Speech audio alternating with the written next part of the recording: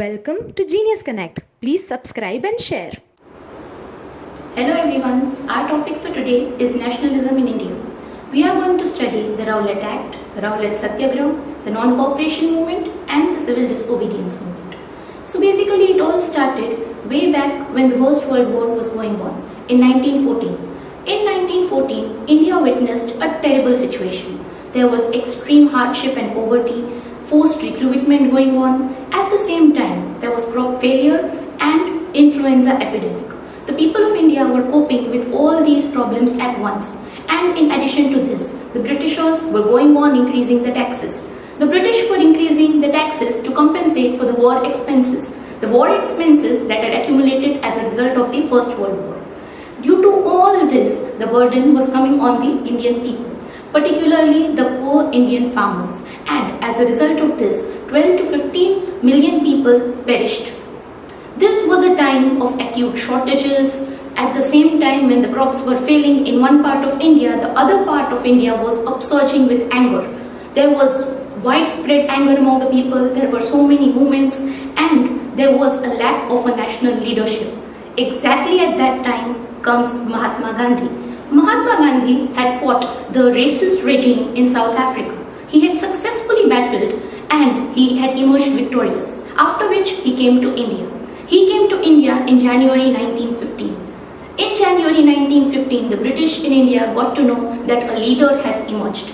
Mahatma Gandhi's arrival showed him jumping into active politics. The moment he jumped into active politics, the Britishers saw many tense situations.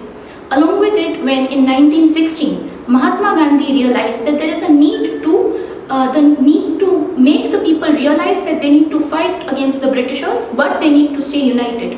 There was a need for a unified mass movement, as Mahatma Gandhi called it, Satyagraha. Satyagraha basically means the emphasis of truth. The movement included so many different strands and so many different people that at one point of time it seemed utterly impossible for him to accumulate everybody together and to bring everyone under a unified umbrella, given the diversity of India. But he succeeded in doing it. The first step towards this particular success was in 1916. In 1916, a small place in Bihar called Champaran, where indigo plantation workers were facing a lot of atrocities at the hands of the British. At these times, when Britishers were demanding constantly, they were demanding a lot of revenues from the poor. At this particular time, the poor were just unable to pay. And that is when Mahatma Gandhi reached out to them. He organized them into a peaceful satyagraha and the British had to agree to his demands. Same way, inspired and emboldened by this success, he went on in 1917 to again create another mass movement for the peasants of Gujarat. That was in Kheda. Kheda is a small town in Gujarat. And in 1918, the fight was for the mill workers in Ahmedabad. After these successes, one after the other, the Britishers were really angry, furious, and at any cost they wanted Mahatma Gandhi out of national politics. So they tried many measures, but they weren't able to do anything. And finally, the Britishers came up with Rowlatt Act in 1919. In 1919, the Rowlatt Act. The Rowlatt Act was an act which completely took away all the freedoms of every Indian nationalist. According to the Rowlatt Act, any Indian could be arrested by the Britisher on suspicion of going against the British government.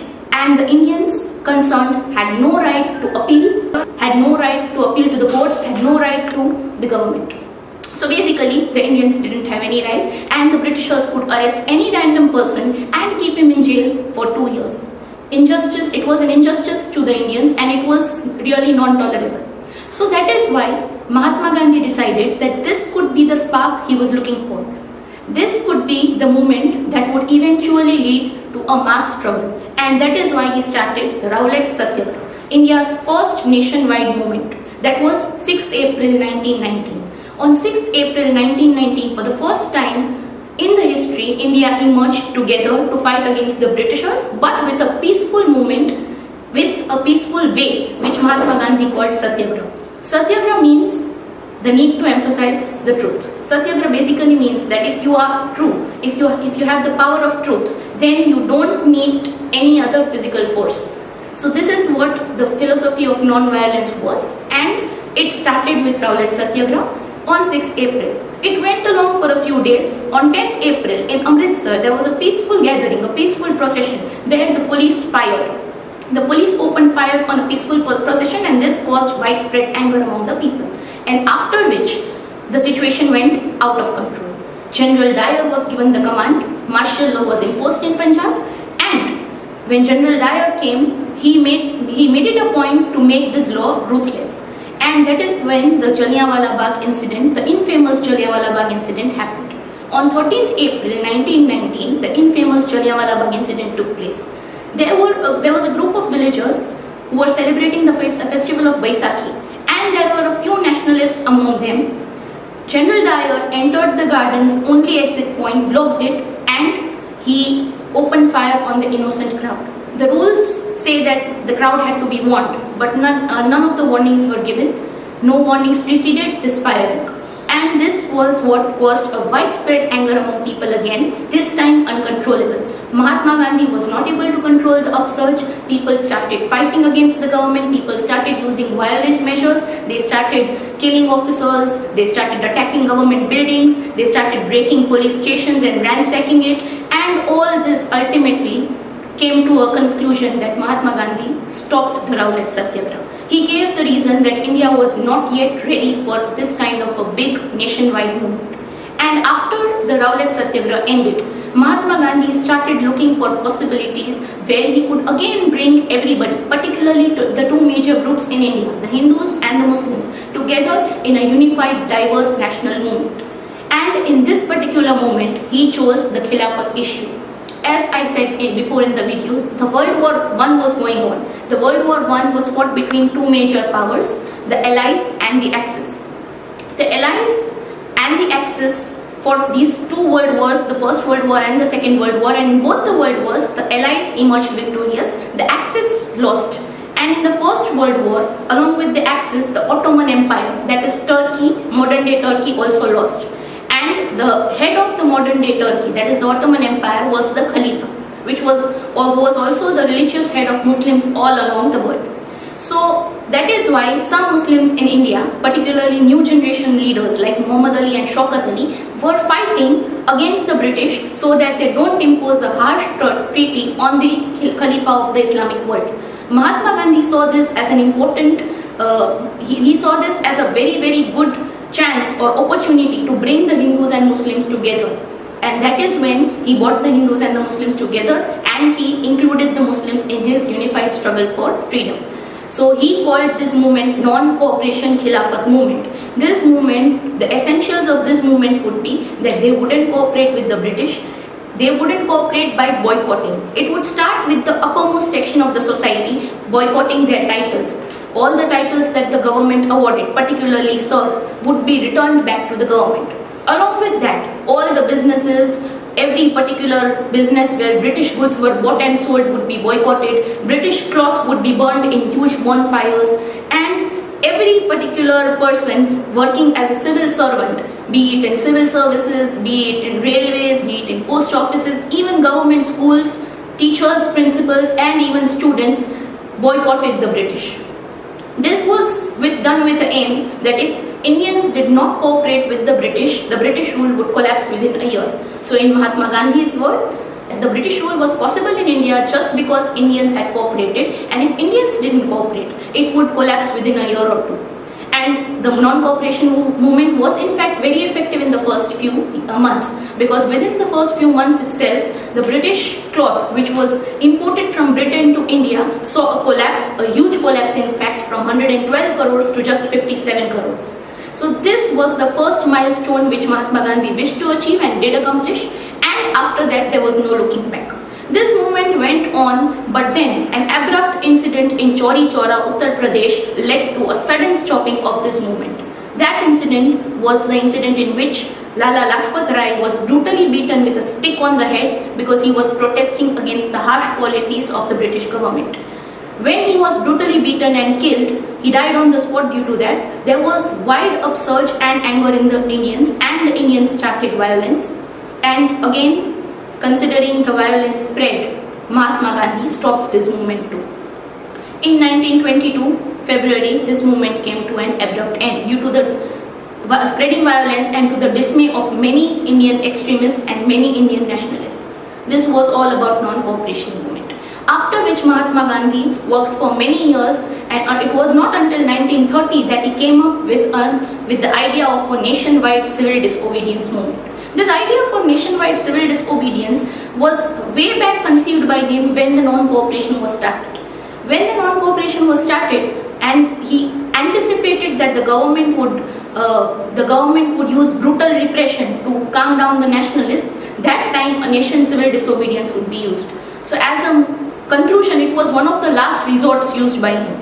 But sadly, that didn't happen at that point of time, but it did happen in 1930. In 1930, Mahatma Gandhi sent a letter stating 11 demands to Viceroy Irwin, the then Viceroy of India. And these demands included people of all different segments, from the topmost to the bottommost peasants, and everybody's demand was included in it. And most important demand was abolition of the salt law. According to Gandhiji, salt was used by the rich and poor alike, and the tax on the salt and the British monopoly over it showed the most brutal face of the British rule in India. So he wrote this letter to Viceroy Irwin, who ignored the letter. The letter clearly stated that if these demands were not met, a nationwide hartal would be starting and the civil disobedience movement would start. But Viceroy Irwin didn't listen. He did not pay heed to it, resulting which Mahatma Gandhi and his 78 trusted volunteers started the march from his ashram in Sabarmati, Ahmedabad to a village, Dandi, in Gujarat. Dandi is a small coastal village. He chose a coastal village because he started this movement by ceremonially inaugurating and he started this movement by making salt in front of all these volunteers. And after that, millions of Indians all across India started civil disobedience. Civil disobedience is very much like non-cooperation because it includes everything that was practically done in the non-cooperation movement. But the only difference is non-cooperation was just not cooperating with the Britishers. But in civil disobedience, the Indians were openly defying the Britishers. They were openly saying that we are not going to play by your rules, we are not going to follow the laws that you have set for us.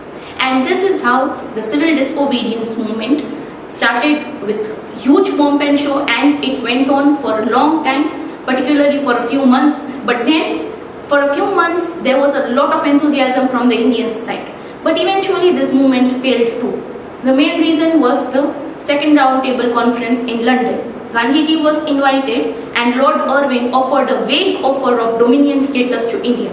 He didn't specify when the freedom would be given, nor did he specify what were the limits set by the British. But Gandhiji nevertheless went to attend it. He was dissatisfied after the discussion at the second roundtable conference, and he returned back and he wanted to again restart this civil disobedience movement, which he had abruptly called off because he wanted to go to London. But sadly he couldn't do it because the movement lost its momentum. Indians who had left the civil services had joined back, considering no option. There were no alternate Indian institutions. So if the Indians wanted to go for other Indian institutions, they could not. Similarly, all the people who had stopped using British cloth, they couldn't use khadi because khadi was very expensive.